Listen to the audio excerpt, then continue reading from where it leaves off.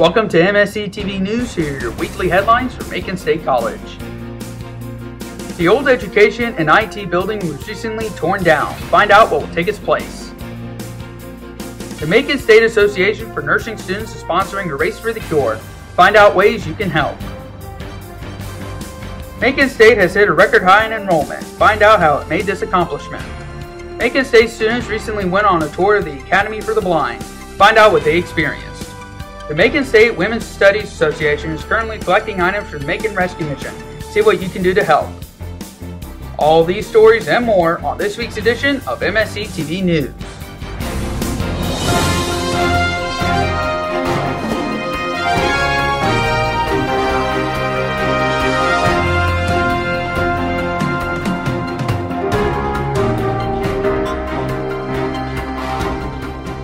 Thank you for joining us. I'm Sarah Frye, sitting in for Kelly Hartman. And I'm Dustyn Archer. In our first story, the old education building, the education technology building, and the information technology building were demolished in order to make more room for new development this summer. Chris Rogers has more on this topic. On September 24th, 2009, I had the opportunity to sit down with Director of Plant Operations, David Sims, to talk to him about the recent construction here at Meaghan State. When I asked him about the old buildings, here's what he had to say. The old buildings were built in 1967. They consisted of the education building, the information technology building, and the educational technology center. And these were three old facilities that had never been renovated, had their original mechanical systems. And after study, it was determined that we could not reconfigure these buildings to meet the program for the teacher education building. And what was to go on the nice, clean site, you say? Well, here's David Sims once again to tell us more. On that clean site, we're going to build a school of education building. And the building's going to be 80,000 square feet. And to give you a comparison, the new professional sciences building is just over 100,000 square feet. We completed that building in January. He went on to say that this will be an education facility where the teachers' offices will be and the majority of their classrooms will be. Now you might ask, when will construction begin? Here's David with the answer once again. The GO bonds for this project are scheduled at this time for sometime in November to sell, and if that takes place, construction will start either December of 2009 or early in 2010. The construction process is an 18-month process, so depending from the start date, whenever that is, and we hope it'll be soon, whenever we start, 18 months later, the School of Education faculty will move in. He went on to say that the demolition process took a couple of months and it went very smoothly, and that they worked hard to minimize the inconvenience for students. And what was the deal with the gates in the east parking lot? As with any construction project, you have to have a lay-down space, place to put the steel, place to put the air handlers, place to put all the materials that come. All that has to be planned by the construction manager, who is Chris R. Sheridan in this case, and all that has to be planned in advance, and so we have a very limited amount of laydown space for this project. That's why we took a row of parking in the east parking lot. Now, it was for laydown space, and the second and the most important reason is we did it for safety, because if you've noticed during the demolition, what we did was every vehicle that worked on the site was required to come off of College Station Drive, come in at the tennis courts, and drive through that area of parking. So safety was a first concern there.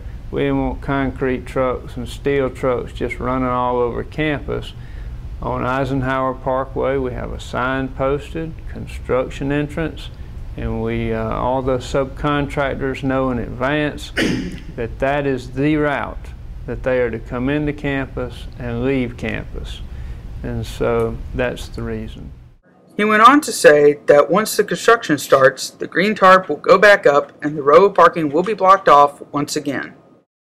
The new education building is going to be 3 stories and it will primarily be classrooms, and the blueprints that you see are the actual plans for the new education facility. When I interviewed some students about their views on the construction, Kathy Miller had this to say. I think it's a wonderful idea, actually. I mean, they demolished the old information technology building and the old education building over there, and the School of Education is here in the Student Life Center right now, but they're planning on building a new building for the School of Education, and it's going to house a couple of other educationally minded businesses. I do believe the Middle Georgia RESA is going to be in there, RESA is going to be in there, so it's going to be a great thing. I mean, just like the Professional Sciences Complex when that opened up, it's a great thing for Macon State. It shows we're moving forward and, we're growing. Get ready because it's not long until the construction will resume. How will the buildings turn out? Wait and see. Reporting from Macon, I'm Chris Rogers, MSC-TV. Thank you, Chris. Next up, the Macon State Association for Nursing Students is sponsoring the Macon State team for the annual Susan G. Komen Race for the Cure. If you would like to join the team and/or donate funds to support the team, please go to www.komencentralga.org or email kgattens@maconstate.edu. In other news, Macon State College hits a record high for enrollment. Dr. David A. Bell stated that Macon State is filling a critical need for baccalaureate education in this region, and our growth over the past dozen years reflects that.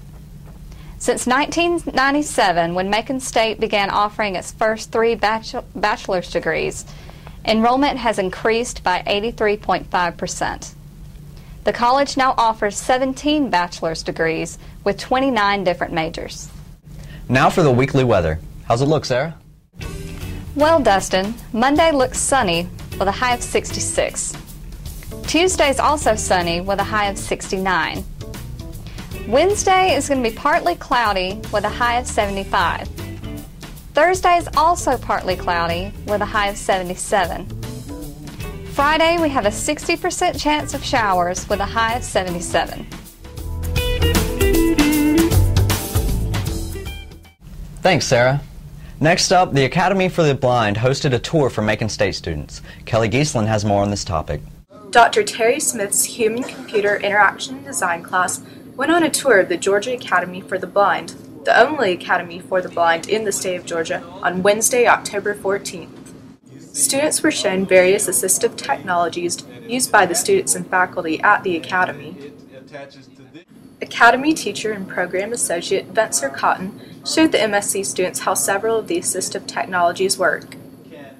This is a PackMate. This is the Omni version of it, which is the latest, and it's running the latest build.